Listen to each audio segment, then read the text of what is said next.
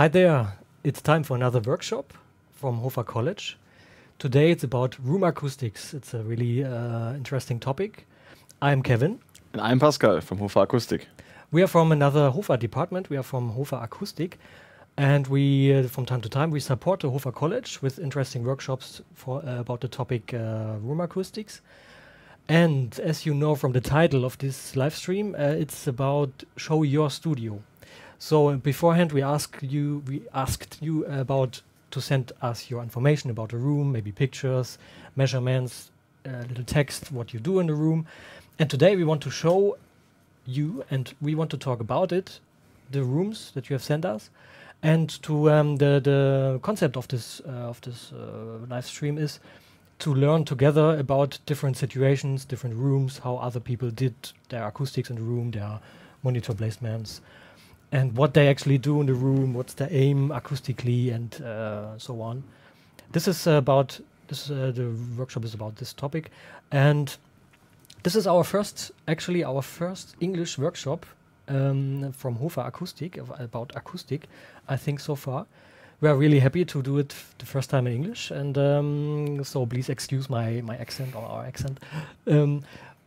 What I want to say is in German we did already a lot of workshops about the topic of room acoustics, and today we're gonna use a lot of special terms like don't want to say scientific terms, but first reflections, reverberation time, room modes, absorber, diffuser, whatever it might come into the image later. So if you need to know anything specific about terms and situations we are talking about, ask us anytime. You can ask us in the live chat, or later you can write the questions below the video, or you can send us an email or call us at HOFA-Akustik anytime. If you want to know something about your room, your situation, if you are not happy with your room, if you are happy, we would like to know why you are happy so we can learn from your room. Just tell us anything you want to tell. We are interested in your acoustic situation. But I think we should start. Yes, now that people know what this stream is about, we can start showing the studios that were sent to us. Yes, a few days ago we got the first inquiries, let's say inquiries. So it's from Simon, the first room, and we can already dive into having a look at this room. Yes. That is his home studio. And I think you can change it to full picture. Yes, I can change here. Yes, so that's better. Let's start like this all the time. We look at the photos and try to see what's happening in the room, and then we jump to the text, read the text, what's about in this room, and then we have a look at the measurements and try to find the problems he's describing in the measurements, and to come back to the room to see what's the cause of the problems. What do we see here? So we see home studio, typical home studio, like listening position in the middle of some, not a typical studio environment, because like we have this open door, open space, open wall, how to call it, on the right side, which would not be typically there in a like dedicated studio. So it seems like trying to fit the studio into the living situation, and in these terms, a bit improvised, so to say, in terms of location. And this is a typical situation we have and you have at home or in your project studios. You don't have a building for yourself. You have your studio inside a room that is already existing, like your apartment or old industrial building where you have little space to rent and so on. This is a typical situation, and this causes a lot of, not a lot, but often some acoustical problems. And this is the main reason why we talk about acoustics all the time. Yeah. At the end of all the acoustic talks, the aim of it is to make your mixes, your productions sound trustworthy. You can have a reliable output. You can send it to your clients. It sounds like you want it to sound, because you trust your speakers in your room, because your room is altering the sound of your speakers. And this is what is room acoustics about. And so basically what we always do here in this concept is to try to see things on the pictures. For example, what could cause acoustic problems? For example, like we said, the open wall. Open wall is kind of not perfect for symmetric sound, let's say it like this, left and right speaker should have the same frequency response and so on, and it might be tilted in some frequencies if your walls left and right are not, let's say, the same structure and building and heaviness, and what else could come into play. Yeah, because obviously, like the reflections that are caused by the direct signal of the left speaker, they like in the back part of the room they can't happen because the wall is open, and on the right side, or on the opposite from the right side, we have the reflective surface with the wall, so there is a lot of disbalance, so to speak. There might be a lot of disbalance. What I like here is that the first reflections on the sides are hitting the wall still. It's not too close to the opening in the wall. There are some absorbers on the left, on the right. I think it's a good solution here to cover the first reflection points on the sides, because those reflections are always the most problematic. It's shifting your monos, your center snare might be here, and the vocal might be there, and it sounds a bit unfocused, let's say, and you cannot really say what's happening in your stereo image, where to place things exactly where you want it. It might be tricky, but with covering first reflection points on the sides, it's a lot easier to have a clear listening situation in terms of mono and stereo. What I like is that the subwoofer is not exactly the center of this, let's say, room, because we will talk about it again later, because in the very center between walls there's one frequency that is especially quiet, and you cannot really exaggerate it, and you have a dip inside this frequency response exactly there. If you move your sub out of the exact center, you will see problems coming back. If you make measurements or you have an analyzer running with your microphone, you can see problems flattened out a bit, and this is because I like the position of the sub. But you can experiment a lot. This is actually the most important thing, to experiment with your speakers, position, listening position, and so on. Yes. But we will talk about it a lot. Let's come to the room finally. My first thing what I see is the speakers are directly in the corner. Yes, very close to the walls in the corners. Yeah. Do you have some experience with having speakers placed like that? Like in my own old setup, I had like also a very disbalanced setup of my studio table, and I had one of my speakers directly in the corner and the other one like in the middle of my room, because I had to move to one of the side walls. And I did definitely notice that like bass frequencies were building up there, opposed to what I wanted. So that's not the best way of setting up your speakers, I would say.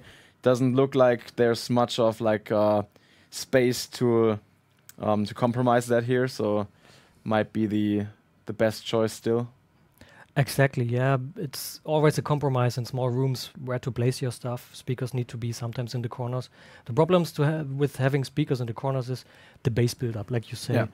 Luckily, we have two corners here, left and right, but if you have only one corner and one open, let's say you place it in the middle of the room. Like I did, which was not a good choice either, but you have a really big tilt of having a huge bass and low mid build up on the one side, and I don't like a know. lack of that on the other side. It's yeah, like exactly. big disbalance. But also what we can say here, what I would say is that one thing positive about that is still that he has a subwoofer, so the speakers in the corners don't really cover the bass frequencies all that much, so the build-up might not be that worse, not be that bad. Exactly. This is some kind of experimenting with your setup. How does it sound with two speakers? Do I need to filter them? Do I need to add a subwoofer that is in a not very problematic position, like the speakers are? And so I think we see it now later in the measurements. This is what he tried, because the speakers already have some DSP options. I think it's the more expensive solution from Adam Audio, and you can tell the speaker where to filter, where to put your EQ, where to reduce bass problems because of the corner build up and so on. And so room acoustics, it's not about having bass traps and having absorbers in your room.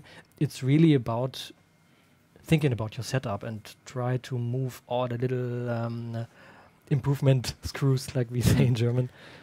Yeah, well, the setup is always the first step.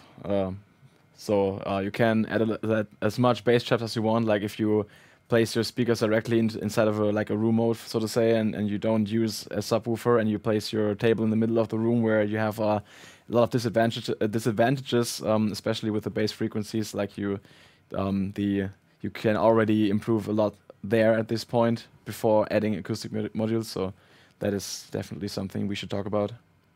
Exactly, we see it in every room we talk about today or in this video, and that the setup of your speakers and listeners is the most effective improvement possibility for your acoustics. Let's have a look closer in some other pictures. And what we can also see is the fact that he has already added bass traps to his setup, and has already covered the like front and top above him, the first reflection points with like a ceiling module and like I guess an acoustic curtain. So could be, yes. That is also a good thing. Where I would say though that the absorbers on the right side are placed a bit high. They could be a bit lower to like really effectively covering the first reflection points. Also on the left side, he has a lot more of an absorber than on the right side. So there's more absorption happening on the left than on the right side. That's also a bit of a disbalance. Exactly, the left and right disbalance can also happen with absorbers. If you have too much on one side and too few or too little on the other side, you don't really improve your disbalance. You can make it even worse on some situations. At least there is some absorption left and right. To come back to the first image, sometimes it's helpful to talk about setups just without thinking about the acoustics, but because the subwoofer doesn't have a protection grid on the front, and if you are like, and you stretch your legs and you have destroyed your subwoofer membrane the first day already. So it's a bit tricky to place it like this. But if Simon can work properly, it's no problem. Just to be careful. We see headphones. Yep. And this is a really interesting point also for room acoustics, because if you need to send trust, you need to trust your productions. You need to send it to your client, to your customers, and it should sound like you want it to sound. So often there are some problems in room acoustics you cannot get rid of, and you need a quality check step with your headphones. You put it on for 10 minutes to check the low, mid, and the low frequencies, if the balance is right, if you have some frequencies popping out, or too low, some frequencies having too low. And this is already interesting to keep your, how do you say, to manage your production steps, to have a backup plan, let's say like that. Last picture, the view to the rear of the room. Usually we recommend absorbers also on the first reflection points behind the listener. Well, that's directly the door, so yeah, sometimes it's tricky because it's a door or a window. You could put an acoustic curtain in front of the door as well. That would definitely help something, but I think it's like at least it's not like damaging the symmetry. If like the rear point has no coverage, we can see on the side walls on the back that on the like left side there are absorbers, but on the right side there's nothing. Like there's just this shelf construction. So that might be something that brings a little bit like disbalance to the whole picture. I think in the back it's okay, more or less, because it's far away. It's already a diffuse sound field, or more like a diffuse sound field, more like in the front. But what I want to say about the rear reflections directly from this door, sometimes the distance to this reflection point is so large, so how to say, we'll say large. So it might be 5 meters, 4 meters, 6 meters, and the reflection is coming back in a time span, let's say 14 milliseconds, 17, 20 milliseconds. That is not. That isn't problematic anymore, like the really first reflections, like 4 milliseconds, 7 milliseconds, or even closer. So sometimes it's okay to not treat this reflection point because it's out of the problematic time span, let's say it like this. Yes.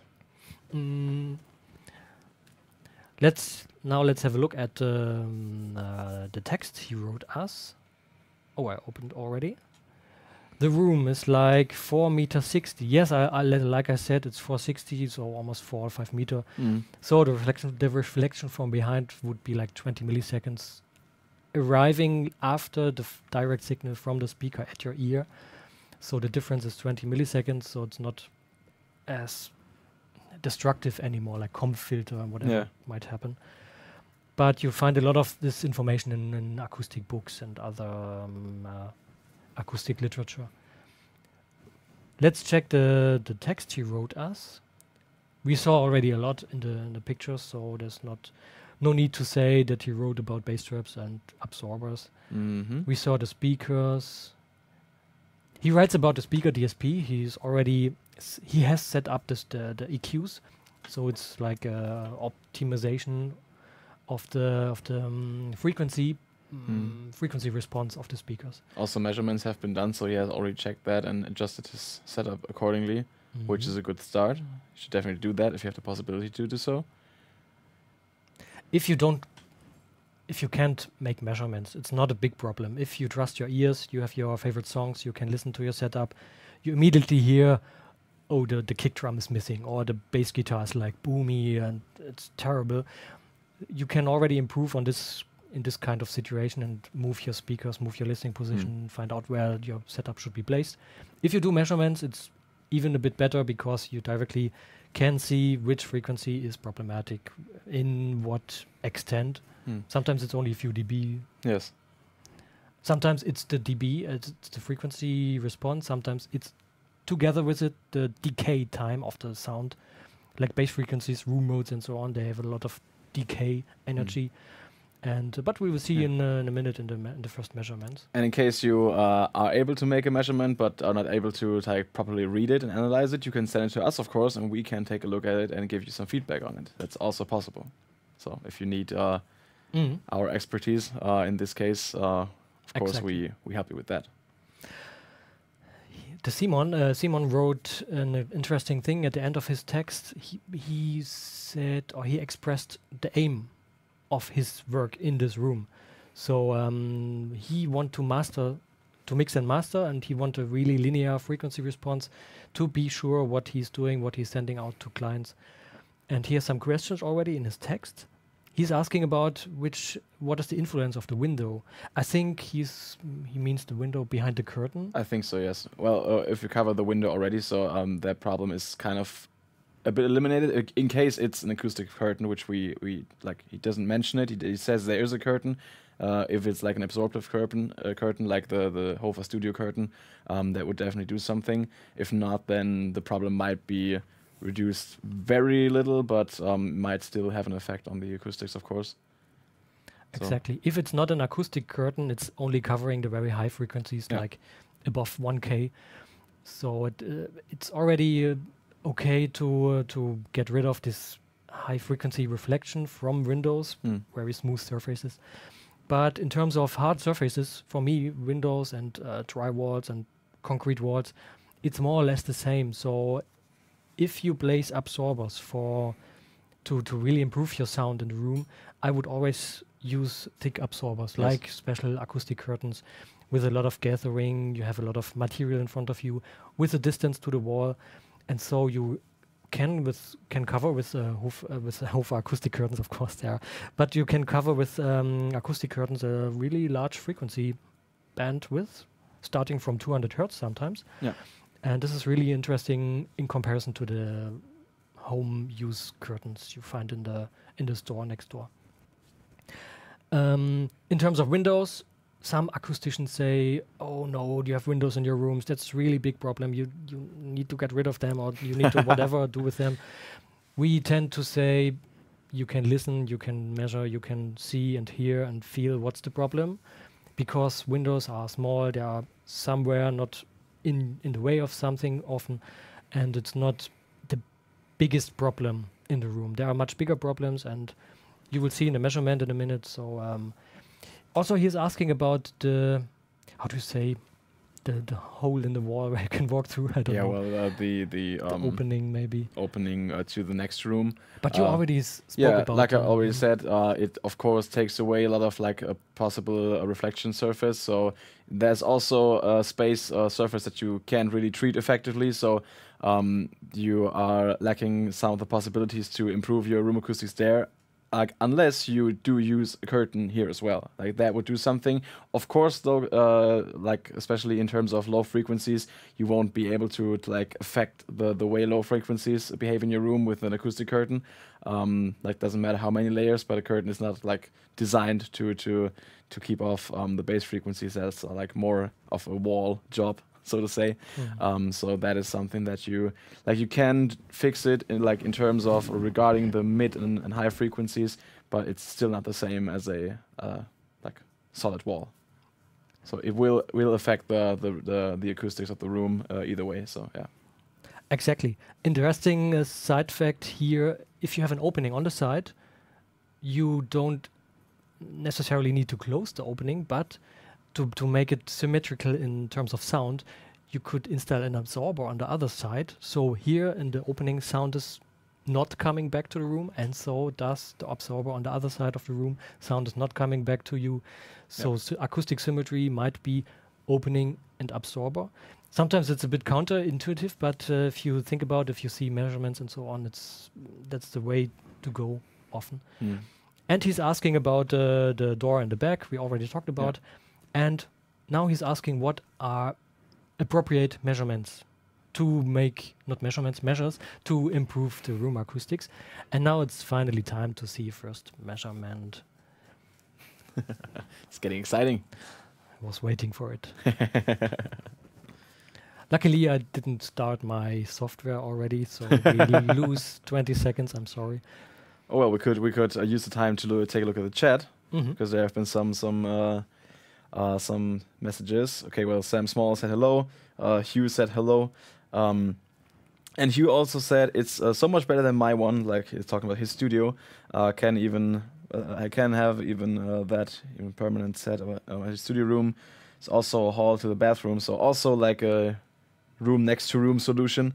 I have to stop recording if my elderly mom needs to do. Well, okay, that is something that we can't fix with acoustics. Yeah, okay. But Hugh says it's a nice studio and he likes it, so something at least, yeah.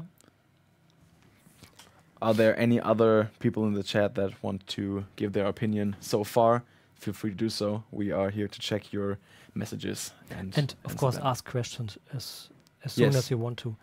If there's anything unclear or we're going through something too fast, just let us know, please.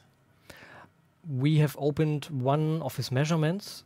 It's the number 14. He says this is his actual work frequency response and situation speaker setting, let's say like that. And he has activated already the some kind of calibration, the DSP in the speakers, and made measurements with it to have the correct EQ setting in the speakers. And what do we see here? Of course, we need a little bit of smoothing. You cannot look at frequency response like this. You can. Then you see something interesting. If you look at a lot of measurements, you see certain differences even in these pictures. There's not a lot of crazy low dips in the low frequencies. It's already a good sign. Sometimes they go really, really to zero sometimes. And the high frequencies are not really problematic. There's not a lot of little spikes. This is what I see so far. In a really empty room without any absorption, you have a crazy big sausage of spikes here in your screen. And this is already not too problematic situations in terms of reflections. But let's have a look at the smoothed situation. I like the 1.6 smoothing, sometimes 1.3 if I want to see a final situation. Let's use 1.3 for today because it's much more clear to say something about. And you see here, you can have really good speakers in your room. I think one of his speakers is 2,500 euro, and the sub 10 together with it is another 1,000 euro. So the room has a lot of power and influence on the sound of the speakers and what you hear on your listening position. Like speaker setup is definitely, like the quality of the setup is definitely not the problem here, we can say in this case. But we still see that there are some dips and some aspects that we can talk about. Yeah. At first we can have a look what is exactly the plus minus of this frequency response to make a whole picture. So it's plus minus, it's 15 in total. So let's say it's 7 and a bit, 8. Let's say 8 plus minus 8 dB. And for a project studio, I think it's already on the good side of life. Could be really, really worse. I've seen much worse measurements.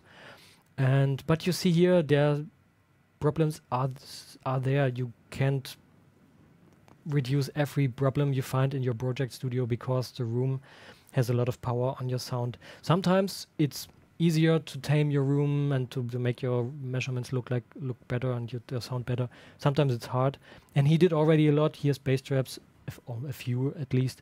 He has a dedicated subwoofer. He has speaker DSP, and still you have this how do you say, wavy frequency response. This is actually not a really big problem. Your ears can adapt to situations. You have your headphones. Maybe he has some other options to check his mixes, his productions before he sends out. And to find out what are these problems, especially in the low frequencies here, it would be necessary to really experiment further with your setup, to move your speakers, to move your listening position, to find out what is getting better, what is getting worse, to find the balance of all these problems. You can do that, of course, and you should in the beginning before you set up all your stuff in the room. But sometimes you find your best position and it still looks like this in the measurements. If you can work and if you can trust your work, this is not the biggest problem. For example, let's have a look at 92 Hertz. And on the side, I can try to find his room dimensions and put it into a room mode calculator. Maybe we see something interesting. 280, 260, height 460. Length 460, width 280. And 260. This is what I like to do very often, to see what exactly could be the problem at 90 Hertz. Maybe it has a strong room mode, and we see there's not a real room modes and actual modes and tangential modes and so on. This is another story. We always like to see the red lines here. This is the most problematic situation, or the most problematic room modes at first to look at. And there's nothing at 90 really. It's the opposite. There's not a lot of happening, in terms of room modes, and only a few smaller room modes here. So it could be, let's switch back to the measurement. It could be some kind of speaker boundary interference response, another scientific term, and you need to look up maybe. There's no time to explain now. It's the speaker is emitting sound, and any surface around it is bringing back the sound, and the distance defines the dip you find in your frequency response. And this 92 Hertz might be from the floor or from the ceiling. Would be part of the experiment with your speaker setup, to find also the height of the speaker, to find a situation where this 92 Hertz is switching, is getting better or worse, and with this, in this way you can find out where the problems are coming from and try to improve the situations a bit. Would be quite hard to guess in this situation if there's no room mode.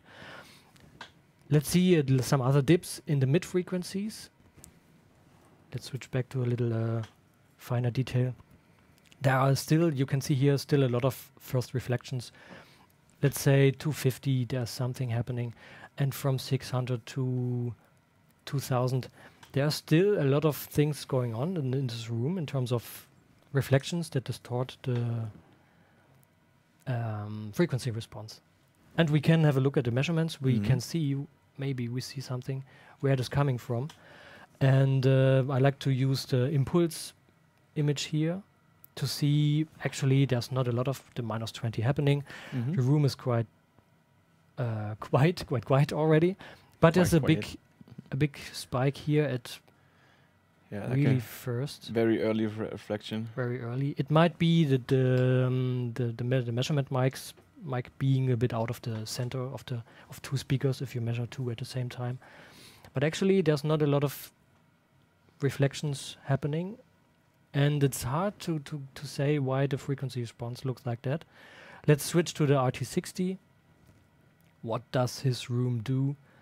And here we have some more indication about reflections. Mm-hmm.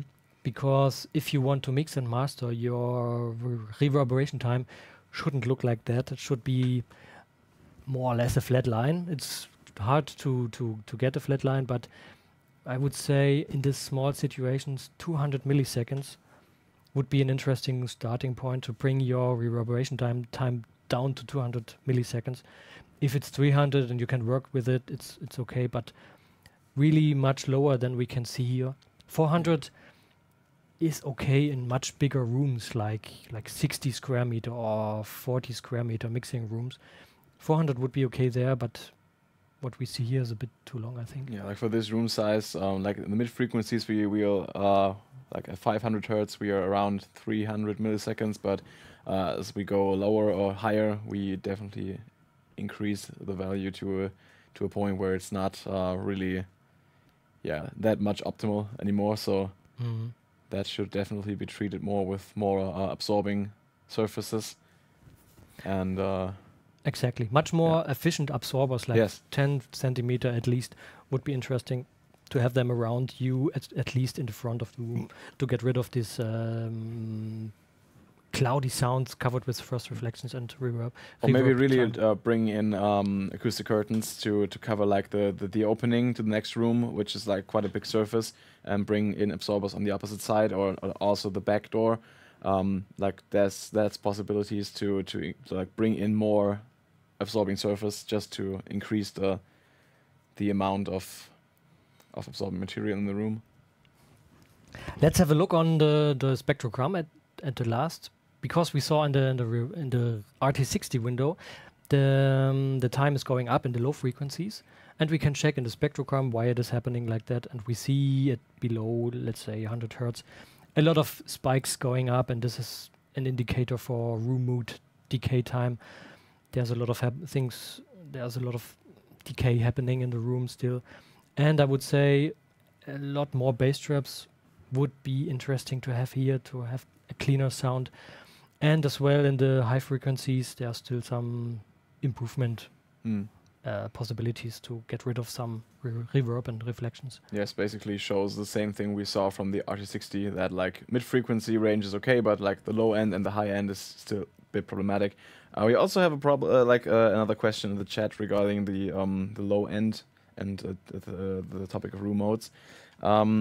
David Powell asks, hi, I have problems with too much sub/reverb in some of my mixes. I was wondering whether it's due to the room being too dead as for the reverb, and whether the sub issues are a room mode.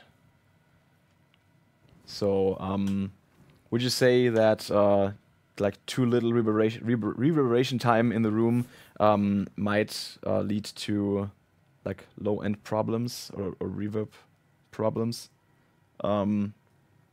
What exactly does he mean? Like, of course, like he asks if the like too much bass in his mixes comes from room mode, like coloring his perception of a sound in his room. Oh, yeah, definitely, because room modes create two problems. You have sometimes dips in your frequency responses, and in the other frequencies you have some kind of boosts, and it's totally colored and distorted.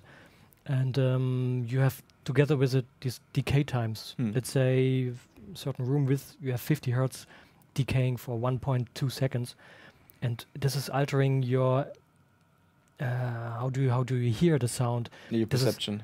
The perception. Yes. It's altering the way how you would EQ your things you work with, and so on.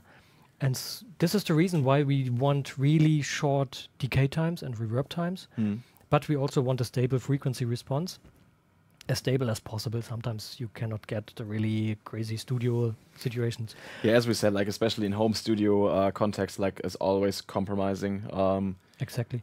Did you say something with too much absorption? No, he said that he has problem with too much reverb as well in his mixes, and he's wondering whether it's due to the room being too dead. Like he already he sent an email as well with specifics. I don't know if we can look at this right now, but maybe that's something we can keep for tomorrow for the next stream. Well, we do it in German then, but yeah, let's keep it for later. But okay, yeah. It's tricky to say if you cannot judge the reverb in your productions.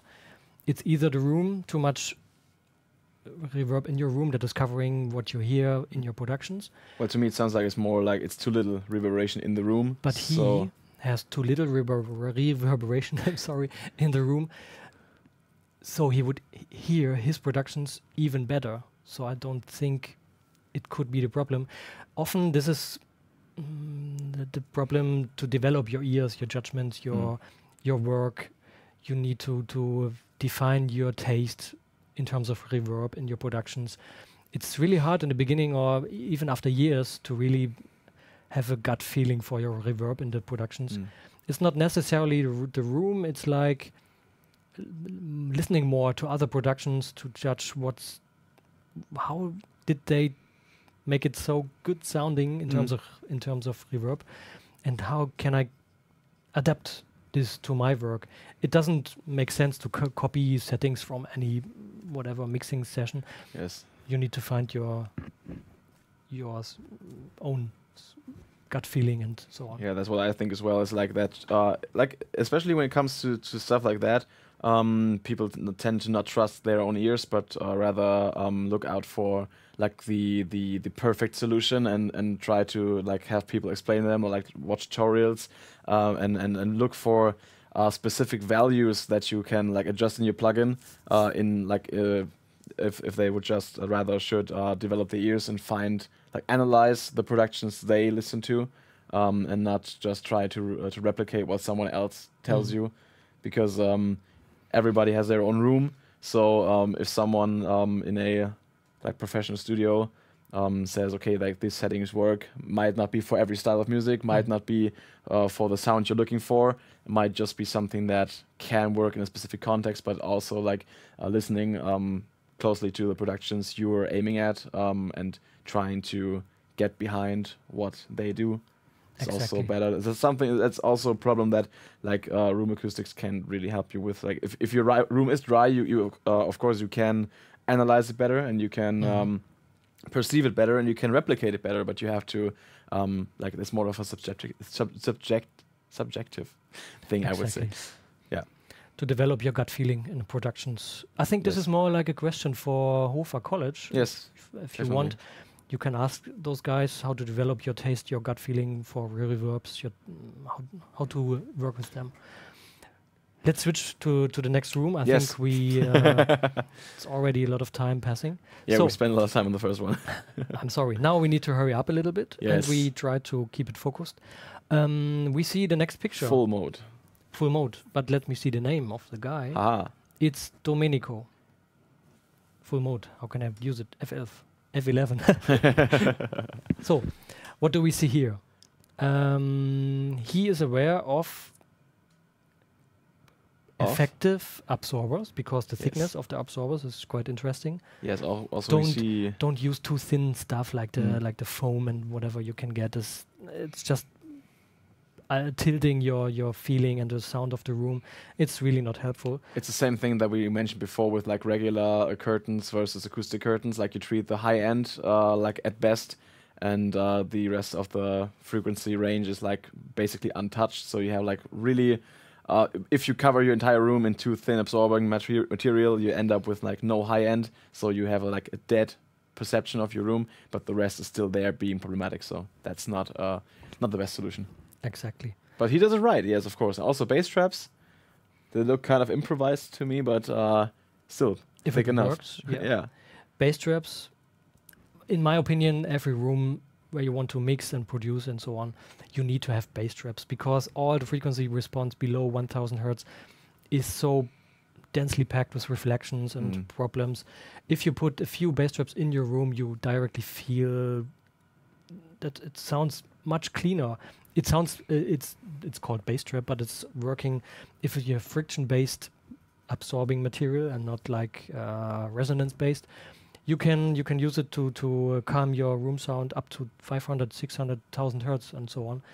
So he's aware of that, and he does he did already a good job in his room. Side reflections, it's not symmetric placed in the room, Yes. but he is aware of that as well, Mm. and put it in. He has put a big absorber on the other side.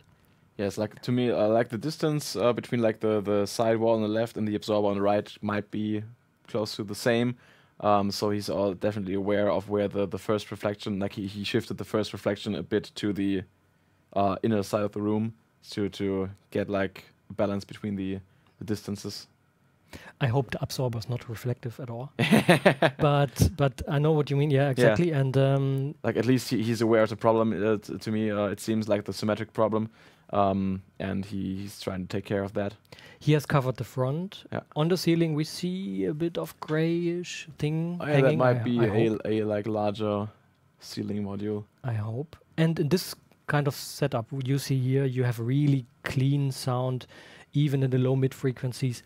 Bass frequencies always is another story. It's hard to tame them and to get rid of the problems. But at least down to 200 hertz, I think here shouldn't be any problematic situation at least.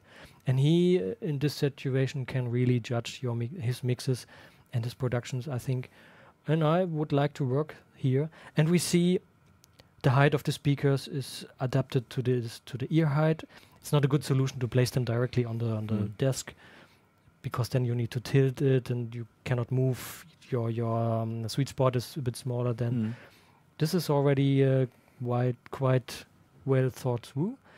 What would you say regarding the stereo triangle? Like, would you say it's like too narrow? Or would you say he should rather do it like a bit more broad, like put the speakers on stands behind the desk so you can move them further away from each other? Would you say that would improve the stereo? Interesting idea. I would say if it's really good to work here, Yeah. I wouldn't touch it because never touch a running system. Yes. But of course, you can experiment and try to move the speaker a bit apart and go a bit back. But the desk is on the front, and you need to go on the front, and then would be too wide. If you can experiment definitely with this kind of setup and size of the stereo triangle, but this kind of experiment already can include some kind of improvement trial to fix bass problems. If you make your triangle a bit larger and you move a bit back, and you can try to see what's changing in the bass frequencies if you have problems before. Or you can put your speakers on a dedicated stands behind your desk and move your desk into the room, make the stereo triangle wider to experiment a bit more with your bass problems. What I like here, the left speaker is quite outside of the corner. It's probably a nice symmetric sound here. And it's the Neumann speakers, KH80 or 120. And I really like their sound, really natural. And I think he can work there quite well. Already we see headphones to check productions later. Very interesting. So that's the side, and that's the other side. Probably the back of the room or the side. No, it's the other side. You can see the side. bass strips from the big front. absorbers everywhere and big free spaces, large free spaces everywhere. So you keep your reverb. That's the back. Quite there linear. we see the ceiling absorber. Ceiling absorber, Yes, perfect. big one. Let's see if he sent some measurements with it. Or let's jump to the text before. If we see something interesting here. And he says it's his hobby music room to make beats. But he wants to mix and master as well. I would say it's a bit problematic to combine hobby music production and mix and master, because the best work you want to do defines your acoustic treatment. So a bit tricky, but at least to make really good sounding productions, it's a really great setup and room design, room acoustics treatment. Let's see if he writes something interesting more. He already, you checked it before in the text. Yes. He already made experiments with small and long side. Like where to place your listening position in the room, on which wall. Sometimes or always you have a small side, a short side, and a long side. And he already tried to set up on the small side. It wasn't really good sounding, and so we went to the longer side. This is already also part of the improvement of your sound. You never can say it should be the short side. It's the room defines where to be in the room. He's writing about his measurements. Oh, let's have a look at them. There are some big dips and some big boosts. Let's see later. He measured the microphone distance with a tool. It's perfect because you need to have the most exact distance to both speakers if you measure both speakers to see really the frequency response you want to see. Something else, the room size. Not interesting, very interesting here. But he also has a question. He has a question. You want to yes, go for it? The question is basically if he should add a subwoofer to his setup, which we kind of covered before with the last room. We mentioned that like a subwoofer can kind of like you can benefit from that with your low end. Also because like did he mention something about like specific problems in his low end? We can have a look at the measurements. I think he has some problems at 40 hertz and 55 hertz and so on. Well, with the subwoofer, you definitely get the chance to work on your low end kind of separate, so you don't do like let your speakers do all the work. By that, you could definitely reduce your low end without having to reduce the like total volume, and you can do it a bit more precise and with just like the typical -4, -2 dB switch on your near field monitors. So adding a subwoofer might be the right choice if you're really facing these problems. We can see the measurements now. And even adding a subwoofer is part of acoustic improvement because the subwoofer is placed in another position away from the speakers. Your speakers has room problems, has bass problems, dips and peaks and so on, but the subwoofer can be placed in another position where it's not that problematic. Yes, same as before with Simon's room where he had like the speakers. He was like kind of forced to put his speakers into the corners, and if the speakers would give off the bass frequencies, there would definitely be like an over boosting of the bass frequencies. But with the subwoofer kind of off-centered underneath his table, he kind of treated this problem before it got problematic. So So what can we see in the measurements? Let's take a look at that. You already mentioned there's something with 40 hertz and 55 hertz. Let's forget the text. Let's just have a look at the measurements. And what I want to say about microphone distance, again, you can see here in this line in, let's say 6 kilohertz, 7 kilohertz, and in 20 kilohertz, there are some dips. And you would think, oh no, my speakers are broken or whatever. But it's definitely not. It's just the measurement microphone being 1 centimeter out of the center of your speakers if you measure both speakers at the same time. So we can forget about the problems above 4K. And what we see between 100 and 4K, I really like this frequency response. It's kind of warm and a bit maybe focused, not a bit tilted towards the low end. It's kind of a matter of taste, but I would like this because I like low frequencies. I need to hear them, not just having the little feeling of it, but I need to really hear it to judge it. So, but still there's a little boost at 110 and the dip at 74 and another boost at 51. And here room modes come into play because you have your speakers on a certain wall, and the room mode between this wall and the back wall is, let's say, at 52 hertz, and you really exaggerate your room mode in this frequency if your speakers are placed towards this wall. You could move them a bit off the wall, but your room size is limited, so sometimes it's not possible. Also, not much of a big difference between the long and short side. So if you move to the back like too much, you end up in the center of your room, which is like in most cases most likely the like opposite of the room mode zone in the like on the wall where you have like the boost. In the center of the room you have like the dip more of where you can't really perceive the bass frequencies as strong. So you rather find a lack of bass frequencies from what you're hearing when you're in the center of the room. So you should definitely avoid being too far back with your listening position. You will see doing measurements, something is improving, something is getting worse. So you need to find the right balance. Compromising again.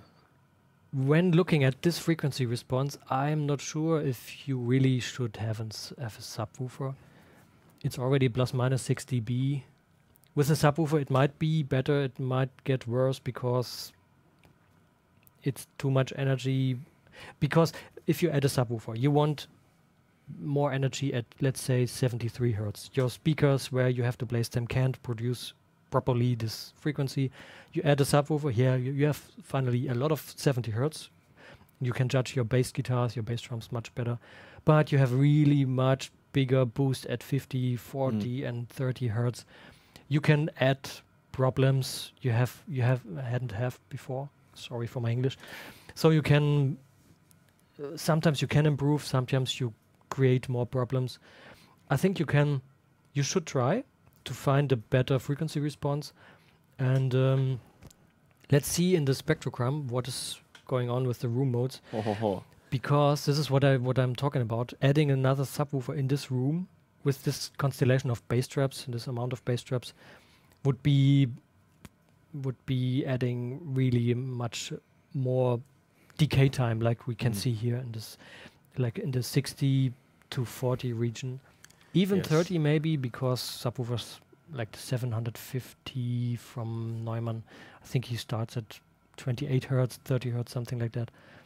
So without thinking about proper bass trapping, it's tricky to just say use a subwoofer and everything would be fine. You need to experiment with it.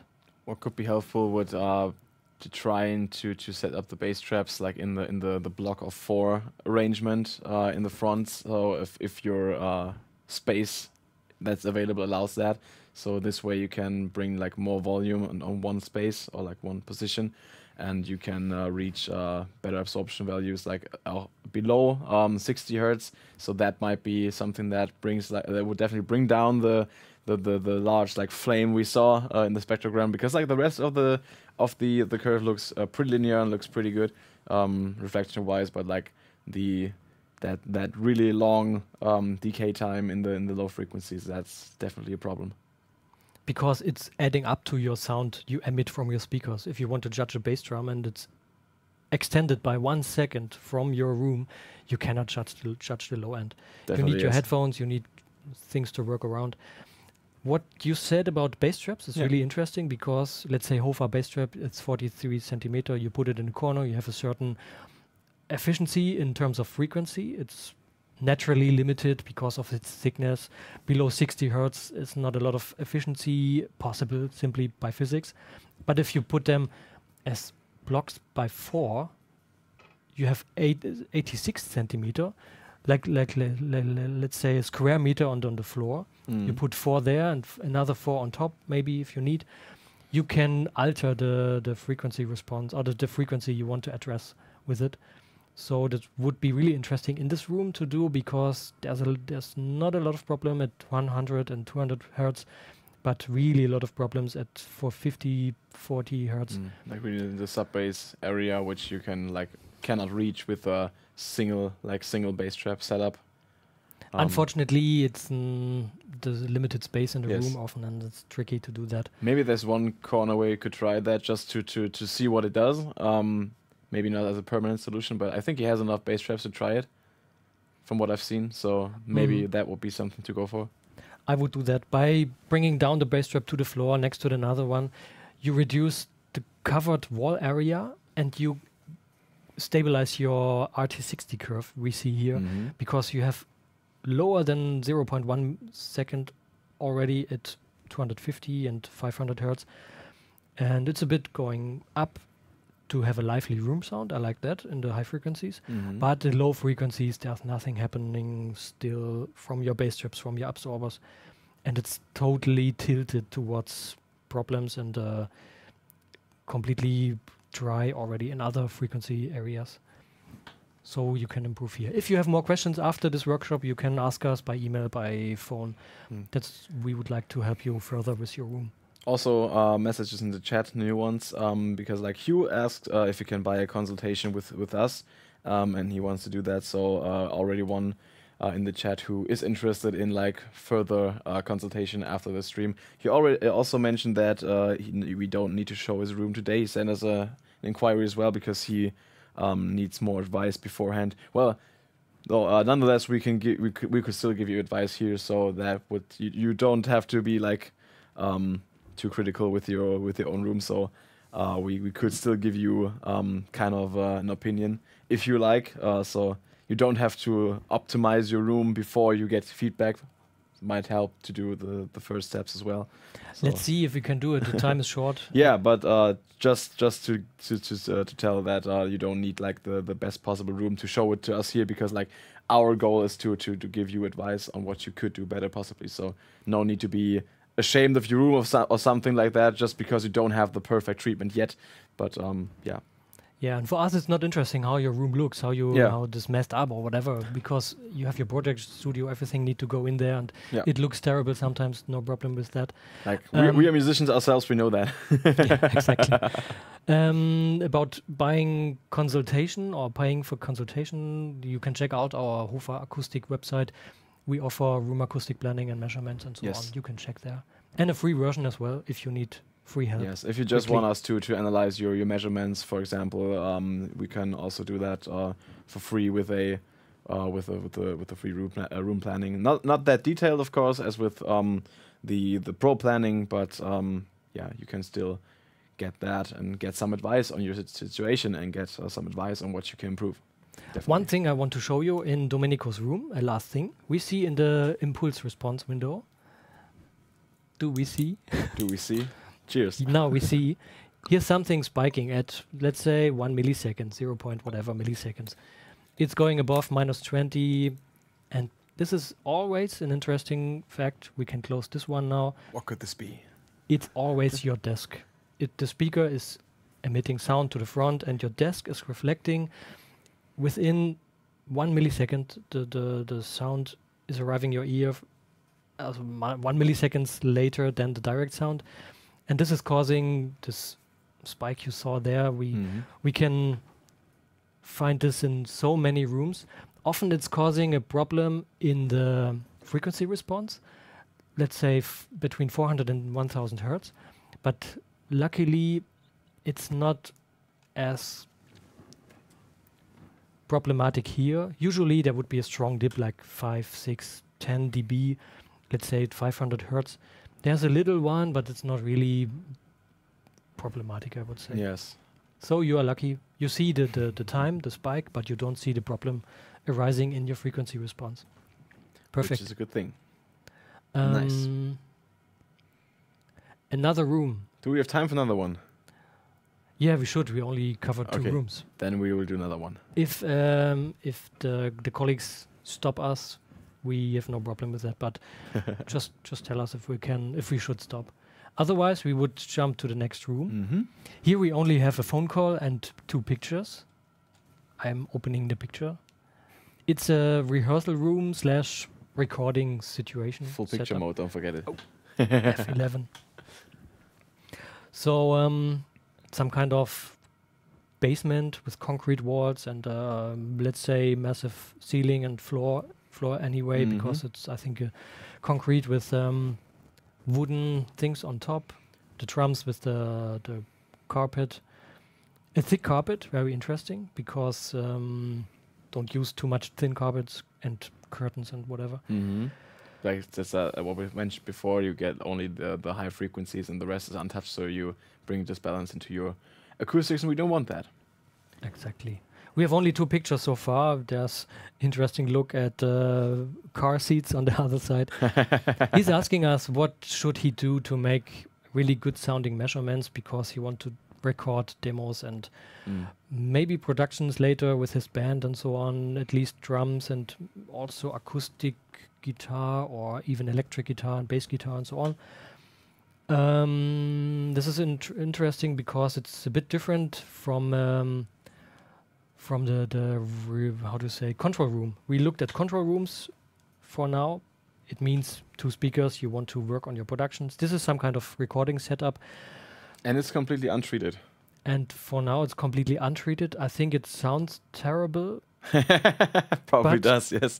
But the measurements, not the measurements, the recordings might not sound that terrible because you want bigger sound, you want reverb time, you want reflections, you want at least in overhead microphones or later in the room microphones, you want to have energy, you want to have decay time and power and so on. So in the case of a recording room, we don't want to reduce like the bass in the room to like a minimum. We don't want to get rid of everything that you could like possibly feel in the room. We want to keep that because that's important for the musicality and for the feeling that you can also capture with the recording. But what we want to reduce is like reflections that are still too harsh, and especially with the drum set, loud, high frequent signals with the cymbals and the snare drum. We have like a lot of possible triggers for like flutter echoes and stuff like that. That will definitely happen with this because that is not our HOFA-Akustik like concrete that is used on the walls, which is obviously not existing. That's a joke. Yeah, but it's like concrete walls, so definitely a lot of space to bring in some optimization. And Pascal is totally right. It's also my experience as a drummer. I'm playing drums for 20 years. You play guitars for 1,000 years. And we have quite a few experience with new rooms and how to treat rooms and why does it sound so terribly. With cymbals on top of it, you have the massive, the maybe concrete on the ceiling. It sounds really harsh. It sounds like screaming. You cannot hear the cymbal, what it's doing. It's just screaming around you. And if you put not very thick absorbers, but maybe the HOFA ceiling sail on top of the cymbals, not too much area, just like above the cymbal, not on top of the cymbal directly. Yes, above the cymbals, close to the ceiling, and immediately you will hear your cymbals becoming cymbals and not screaming terrible monsters.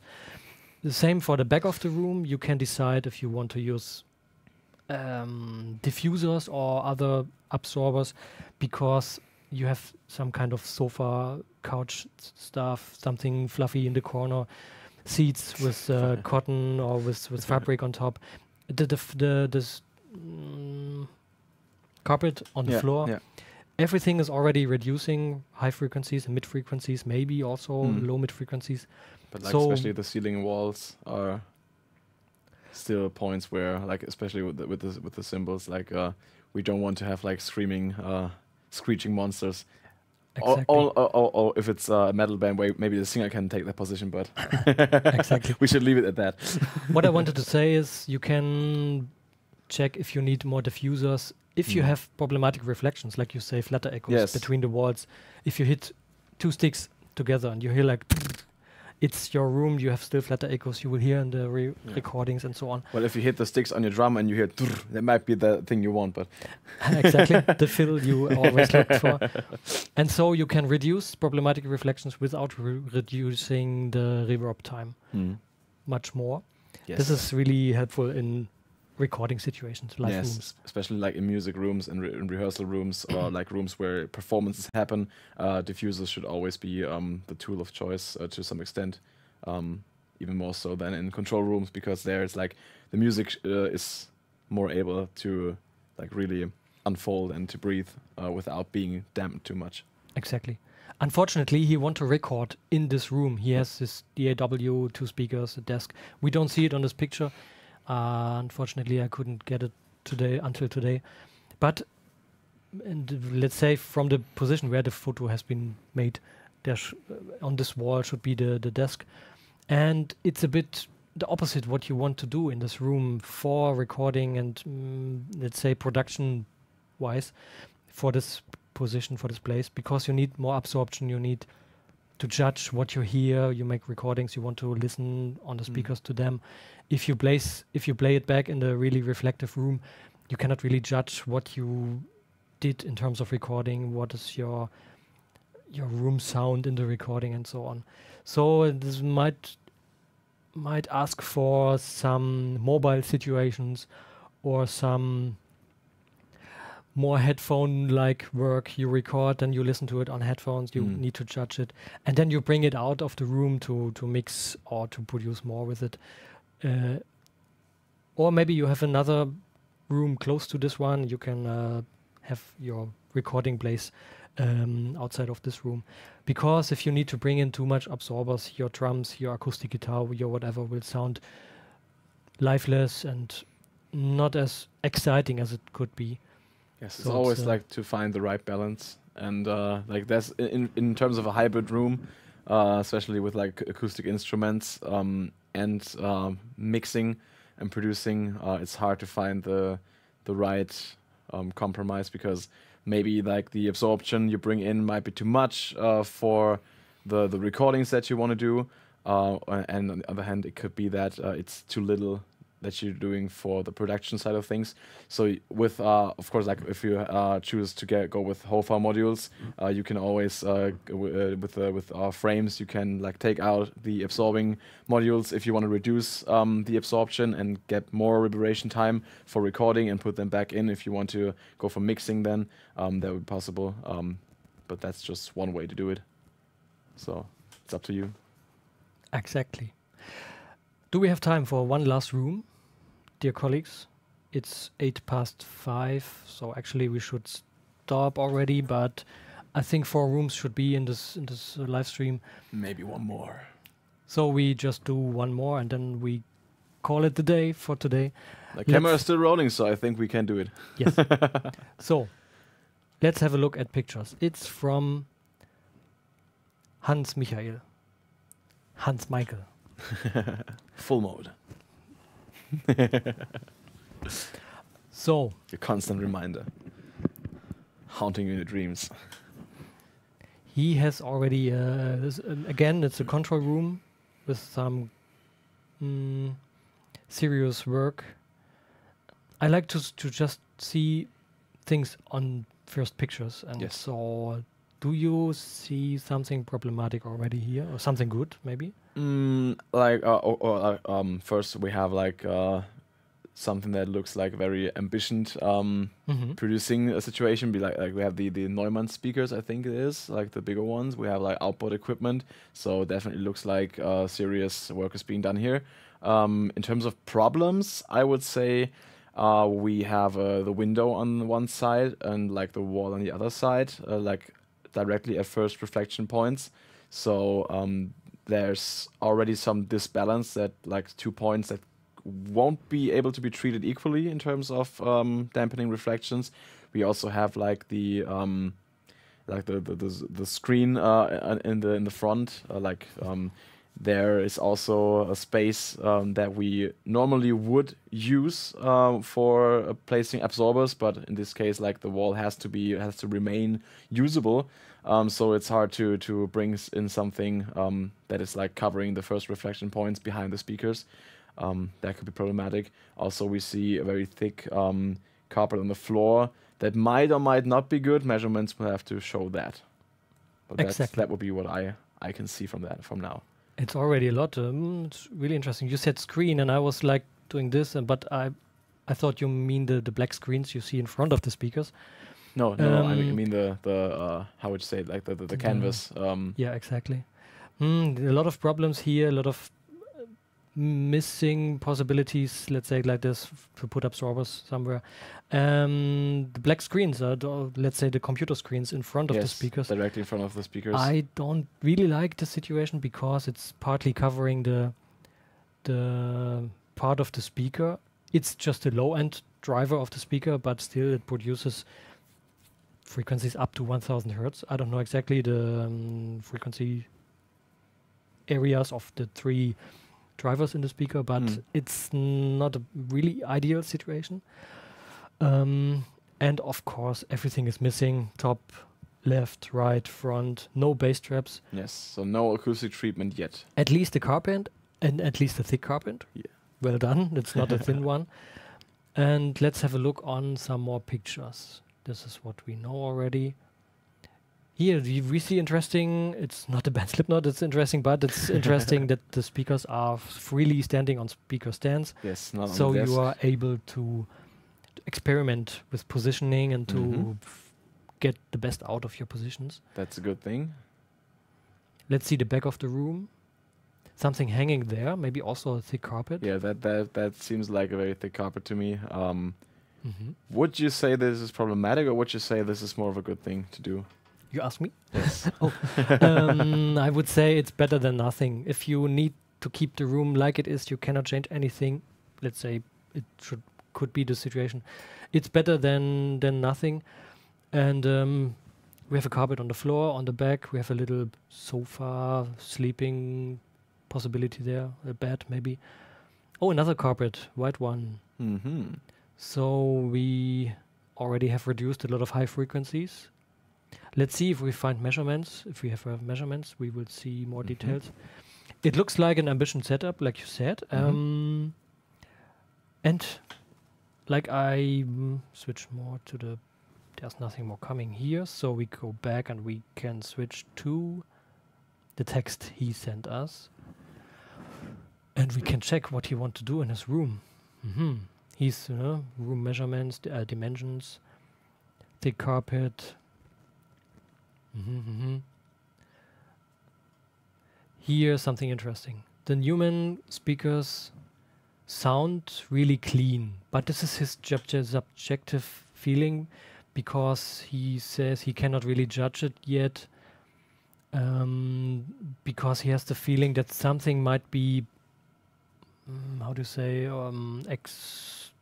more extreme sounding, some frequencies exaggerated more. And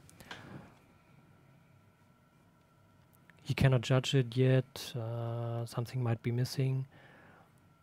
He's working with classic music in low volume. Interesting to see. Ding, ding, ding. Also. Like his aim acoustically is to being able to judge his recordings or his source material, his sound, objectively, which is like, okay, that is kind of always the goal. So it's not that detailed of an aim, but it's still a direction which we can like work with and give him advice to what he should do to get to this point. But also, I think he could like what I get from this inquiry is that he doesn't really trust his own ears a lot.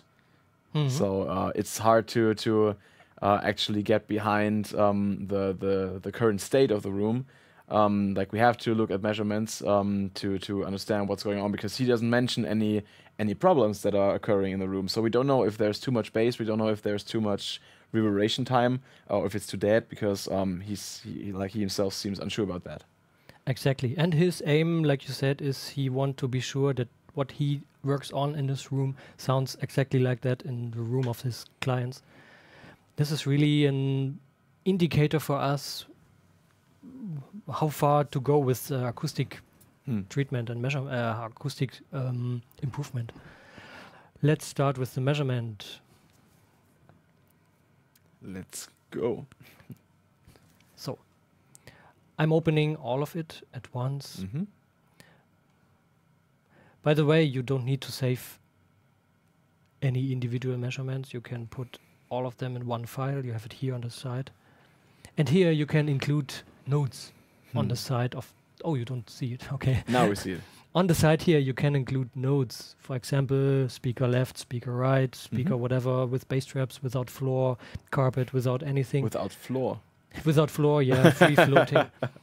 And here you have some more possibilities to add some notes if you need to tell us anything on the side of the measurements.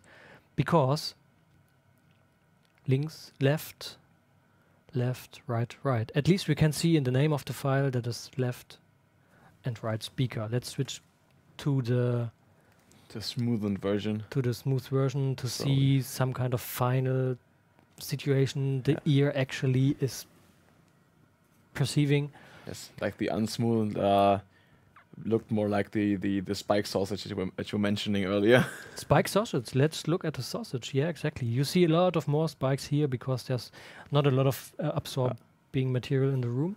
Yes. And also we see again in the bass region, there's nothing really going extremely down to 0. There's a bit of SBIR at 180 and 200, but it's quite already a stable situation, I would say, from first look. This is a typical, I would say, I don't know, but I think many Neumann speakers I see in rooms sounds like that. It's a bit tilted towards low frequencies. It sounds warm and so on. I would like it. It's a matter of taste. Let's see it combined, left and right. Which one do we need? 1 and 3. This is interesting. If you measure your speakers individually, you can see what's the difference of their sound, what's the shift in the mono and stereo situation. And though it's an untreated room, it's really interesting already to look at and to, I'm sure there's not a lot that is altering the sound, that is clouding the sound. And it looks surprisingly linear, so to speak.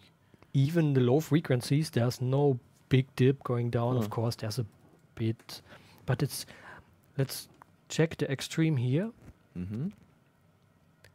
Let's keep it in the bass region. It's plus minus 6 dB already without any acoustic treatment.